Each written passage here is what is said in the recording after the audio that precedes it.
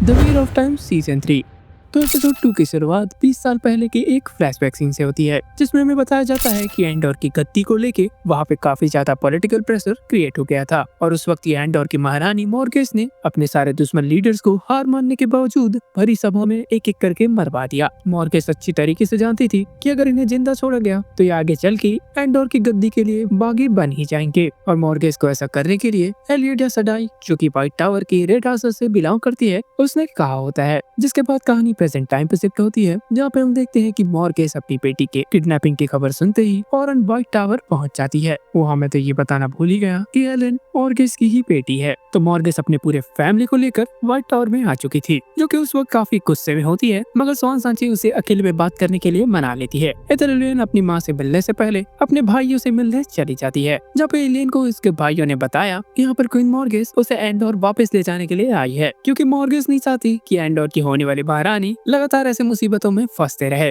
जिसके बाद मॉर्गेस भी वहाँ पे पहुँच जाती है। साथ ही साथ उसके काफी जिद करने के बाद भी एलियन उसे कुछ भी नहीं बताती, क्योंकि यार अगर मॉर्गेस को व्हाइट टावर में हुए ब्लैक आसास के अटैक के बारे में पता चल जाता तो मॉर्गेस उसे हाथों हाथ ही एंडोर वापस ले जाती। लेकिन यहाँ पे एलियन के बात करने के तरीके से मॉर्गेस समझ जाती है कि यहाँ पर जरूर कुछ न कुछ गड़बड़ है। इसके साथ ही मॉर्गेस को ये भी लग रहा था कि यहाँ हुए कॉन्फ्लिक्ट में किसी न किसी तरीके से डार्क फ्रेंड्स का हाथ है। तो मॉर्गेस की सलाहकार लेडर सडाई बताती है कि टावर की मरम्मत को देख के ऐसा लग रहा है कि जरूर यहाँ कुछ न कुछ बड़ा कांड हुआ है। और ये बात सुन के मॉर्गेस का शक यकीन में बदल जाता है। दूसरी तरफ हमें पता चलता है कि स्वान ने एलियन और नाइनीव को ब्लैक आसा के मेंबर को ढूंढने का काम दिया है। इधर एलियन नाइनीव को बताती है कि मॉर्गेस उसे जल्द से जल्द एंडोर वापस ले जाना चाहती है, मगर एलियन व्हाइट टावर में ही रहना चाहती थी ताकि वो यहाँ रुक के इन लोगों की मदद कर सके। तो इसके थोड़ी देर बाद एलियन अपनी माँ के रूम में जाती है, जहाँ पे उसे उसका ताज दिखाई देता है। तब वो अपनी माँ के ताज को अपने सर पे रख के ट्राई करने लगती है, मगर तभी वहाँ पे गैब्रियल आ पहुँचता है और उसे बताता है कि एंडोर में अभी काफी ज्यादा पॉलिटिकल प्रेशर वापस से क्रिएट हो रहा है, जिस वजह से तुम्हें अपने मन की सुननी चाहिए और तुम्हें एंडोर वापस जाना है या यहीं रुकना है ये तुम्हें खुद ही डिसाइड करना चाहिए। और फिर क्या था, एलियन अपनी माँ से कहती है कि वो एंडोर वापस नहीं जाना चाहती, वो व्हाइट टावर में ही रुक के अपनी आइस सदाई की ट्रेनिंग पूरा करना चाहती है।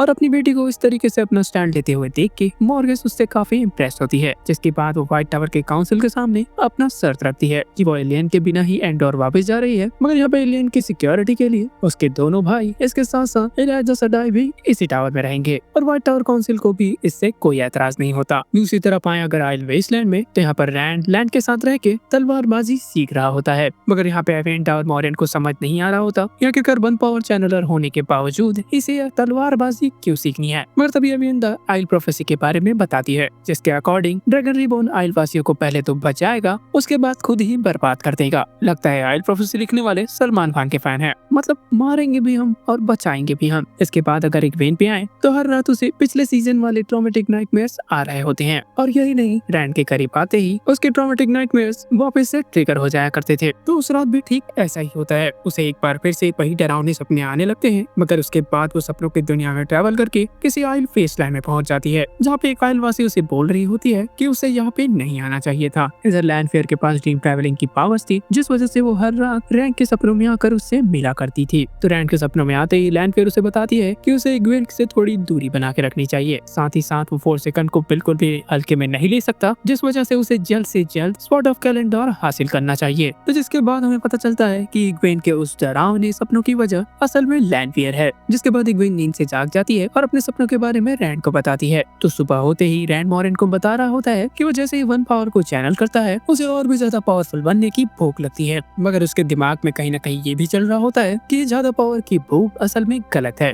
और रैंड के इस बात को मॉरेन भी सपोर्ट करती है। दूसरी तरफ पेरेन और उसकी टीम नोएल की मदद से पेकेट से होते हुए टू रिवर्स विलेज पहुंच जाते हैं। तो उस गेट से निकलते ही पेरेन महसूस कर लेता है कि इस दरवाजे से 2 लोग पहले भी गुजर चुके हैं। जिसके बाद वो लोग विलेज में पहुंचते हैं, जहाँ पे पेरेन की मुलाकात एक वेन की माँ यानी मेरिन से होती है, जहाँ पे वो पेरेन को चेतावनी देती है कि उस फार्म वाले इंसिडेंट के बाद इस गाँव में सब कुछ बदल चुका है। इसके साथ ही पेरेन को ढूंढते ढूंढते व्हाइट लॉक के लोग टू रिवर्स तक भी पहुंच चुके हैं। तो व्हाइट क्लोक के लोगों को देखते ही मेरिन इन लोगों को एक घर में छुपा देती है और वहां जाने के बाद इन्हें पता चलता है कि वहां ऑलरेडी आइस सेडाई एलाना और उसका वार्डर पनाह ले रहे थे। तो इसका मतलब पेरेन ने जिसे महसूस किया था वो असल में एलाना और उसका वार्डर था। आगे हमें पता चलता है कि इस गांव को व्हाइट क्लोक के लोग प्रोलोक से प्रोटेक्शन दे रहे होते हैं। इसके साथ साथ उन्होंने पेरेन के सर पे भर भर के इनाम रखा हुआ था, तो जिसका मतलब क्लियर है कि पेरेन का 2 रिवर्स में रहना खतरे से खाली नहीं है। जिसके बाद कहानी व्हाइट टावर में शिफ्ट होती है, जहाँ पे आइस सेडाई मैट का इलाज करने में लगे थे, मगर सबने एक एक करके अपने हाथ खड़े कर दिए कि वो मैट को ठीक नहीं कर सकते। इधर मैट की हालत समय के साथ काफी ज्यादा खराब होती जा रही थी। दूसरी तरफ आया करमेन पे तो उसने एक विजन देखा था, जिसके अकॉर्डिंग व्हाइट टावर्स में एक बार फिर से कुछ ऐसे इंसिडेंट्स होने वाले हैं जिसमें कई आइस सेडाइस की जान जाने वाली है। तो वहाँ से निकलकर मिन सीधे मैट से मिलने आती है, जहाँ पे वो उसे धोखा देने के लिए सॉरी बोलती है, मगर मैट उसे आसानी से माफ करने वालों में से नहीं था। तो माफी मांगना तो एक बहाना था, असल में मिन यहाँ पे मैट को बुलाने आई थी ताकि वो स्वान से मिल सके। जिसके बाद मैट सीधे स्वान से मिलने जाता है, जहाँ पे स्वान उससे कहती है कि उसका हर जगह हॉर्न ऑफ वलेर को लेके घूमना किसी दिन उसे बहुत बड़ी मुसीबत में डाल सकता है। वो आगे ये भी बताती है कि कोई भी मैट को मारकर उस हॉर्न ऑफ वलेर का अगला हकदार बन सकता है। तो तुम्हारी भलाई इसी में है कि तुम्हें इस हॉर्न ऑफ वलेर को मेरे पास छोड़ देना चाहिए, जिससे ये हॉर्न ऑफ वलेर भी सेफ रहेगा और तुम भी। दूसरी तरफ रैंड और उसकी टीम जैसे ही आइल वेस्टलैंड के बॉर्डर पे पहुंचते हैं, तो वहाँ पे कुछ आइल वासी इनका पहले से ही वेट कर रहे होते हैं। तो जिन्हें देखने के बाद इग्वेन रैंड को बताती है कि ये आइल वुमेन वही शख्स है जो कि पिछले रात उसके सपनों में आई थी। जिसके बाद वो लेडी आइल प्रोफेसी को दोहराते हुए कहती है कि काराकान यानी ड्रैगन रीबॉर्न इनके बीच आकर इन्हें बचाएगा, साथ ही साथ इन्हें डिस्ट्रॉय भी करेगा। जिसके बाद ये एपिसोड यहीं